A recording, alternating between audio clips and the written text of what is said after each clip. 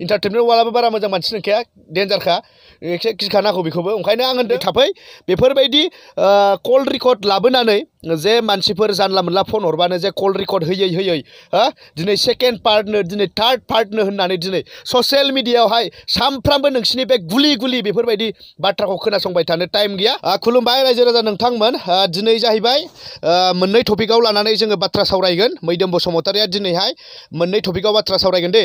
खोथाया जाहैबाय मा इन्टारटेनमेन्ट वाल बिथांनि सायाव किसुमान बाथ्रा सावरायगोन आरो इन्टारटेनमेन्ट वालखौ आं मा बुंगोन भिडिअनि जोबनायावहाय नोंथांमोनहा मोजाङै नाय। आरो मोनसेया जाहैबाय फैसालिनि सायावहाय बाथ्रा सावरायगोन। मानो होनोबा फैसालि माने मोनफ्रोमबो बिथिङावनो ससियेल मिडियायावहाय दिनै सानब्रै सानबानि बारलांबाय सप्ता मोनसे जालांबाय दिनैसिमबो ससियेल मिडियायावहाय नंनायनि नङैनि फैसालि जानायनि जायैनि फैसालि दिनै बहुत बारा जाबाय। दा बिनि सायावनो फंनैसो आरो सावरायबावगोन आरो जोबथारनायाव इन्टारटेनमेन्ट वाल बिथांखौ आङो मा होनगोन जिखुनु जाया खोनासंनानै लाबानो जाबाय। दा खोथाया जाहैबाय मा आङो फैसालिखौ डाइरेक्टलि थांखिबाय। आङो डाइरेक्टलि बेफोरबायदि भिडिअ बानायाखैमोन, जास्ट आङो साइडआव बानायदोंमोन। एबारावहाय फैसालिखौ आङो सिदायै थांखिदों। मानो होननानै सिदायै थांखिदों दिनै साफ्रोमबो मानसिया नोंथांनि सायावहाय ब्लेम खालामनो बा नोंथांनि सायावहाय माबा मोनसे डाउन खालामनो थाखाय नोंखौ फन खालामै दिनैसिम सोरबाया कल रेकर्डखौ माने हगारबाय थादों। बेनिखायनो आं नोंथांजोखौ गुरै खावलायबाय थादों जे नोंथांजोआ गावनि जुदि नोंथांजोआ मा गाब्रबाय होननानै जुदि सानखाबायब्ला गावनि मेटारखौ गावनि प्रब्लेमखौ सल्भ खालामनो होननानै सानदोंब्ला ससियेल मिडियायाव फैनानै जेब्लायबो सल्भ दा खालामफै।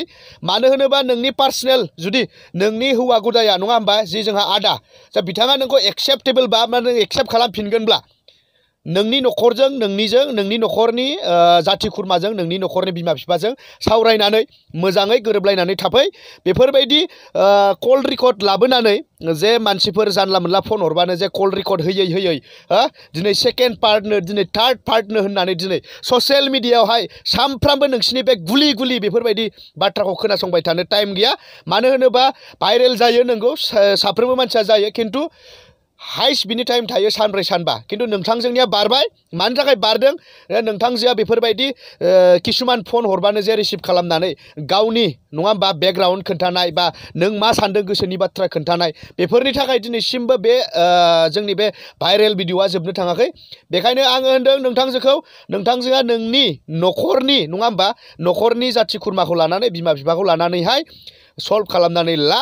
आरो सेकेन्ड टाइम बेफोरबायदि सोरबाफोर फन हरोब्ला बेफोरबायदि रेकर्ड खालामनानै बेकार माने ससियेल मिडियायाव फैनो नाङा।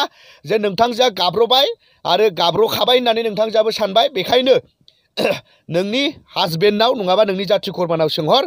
सेकेन्ड टाइम बा फार्स्ट टाइमखाय नोंखौ माने निमाहाबो होनो हानाय बा सेकेन्ड टाइमखाय नोंखौ निमाहाबो होनो हानाय जोंनि रायजो राजानि बेवहाय जेबो बिबान गैया। जास्ट नोंसोरा जाथि खुरमा दङ, नोंसिनि रायजो दङ, बेफोरजों नोंसोरा सावरायनानै मेटारखौ सल्भ खालामनानै ला। ससियेल मिडियायाव नङा, ससियेल मिडियायाव जेबो समाधान जाया, जास्ट नोंनि मान सन्मानल' थांबाय थागोन बेखिनिल'। लास्ट बाराव आं होनदों सेकेन्ड टाइम बेफोरबायदि कल रेकर्ड आरो ट्रेक बेफोरबायदि आरो नोंथांमोन क्रिएटरफोरखौबो आं होनदों जिबनाव आरो फैसालिनि भिडिअ दा लाबोसै। नंनायनि माने खोनासंनो बाबाय आरोना दा लाबोसै प्लिज होनदों आं क्रिएटरफोरखौबो नोंथांमोनखौबो गुरै खावलायदों। लाब गैला मिथिबायना, एसे सिरि थानो होदो। बाद दे गावसोर मा जायो जाबाय थाथोंसै बेनो आरोना भिडिअआहाय। आरो सेकेन्ड पार्टआ जाहैबाय आंनिया इन्टारटेनमेन्ट वाल। जोंना बिथाङा आंनि सिगाङाव जोबोद दुखु मोननाय फोरमायहरदों। बन्धु आंनिया सैमाया गोमादों खिन्थु मानसिखौबो सिनायबाय होनदों नङा होमबा। दा खोथाया मा आं बेखौसो बुंनो सानगोन मानसिफ्रा मानो सैमा खावदोंनो मालाया सोरनिबा फैसालिमोननि गुदुं खावदों नोंसोरा बे सैमा खावनायावनो सट। बेखायनो आं होनदों जाय मानसिया सैमा खावदों नोंथांखौबो आङो गुरै खावलायदों सैमाया लाबोनानै होफैफिन। जुदि गुदुं खावनोबा फैसालिमोननि बादि गुदुंखौ खावहै। बेफोरबायदि मालायनि फिसिनाय सैमाखौ बेफोरबायदि जानला मोनला खावलाबायनानै न'आव लांनाया मोजां जायाखै आरोना।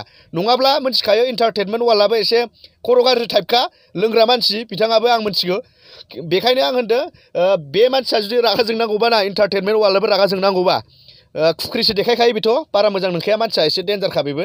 इन्टारटेनमेन्ट वालाबो बारा मोजां मानसि नंखाया डेन्जारखा एसे गिखानांगौ बेखौबो। ओंखायनो आं होनदों जाय मानसिया सैमाखौ लांदों मोजां गिदिंनानै होफैफिननांगौ। मानोना मासे सैमा फिसिनायावबा नङा मानसिया जोबोर खस्थ' जायो, बेजों लोगोसे आरो अननाय मोजां मोननाय थायो। बेखायनो आं होनदों बेलेगनि सैमा खावनो नाङा, हायोबा फैसालिमोननि गुदुंखौ खावनो सेस्था खालाम। बेनो बाय बाय।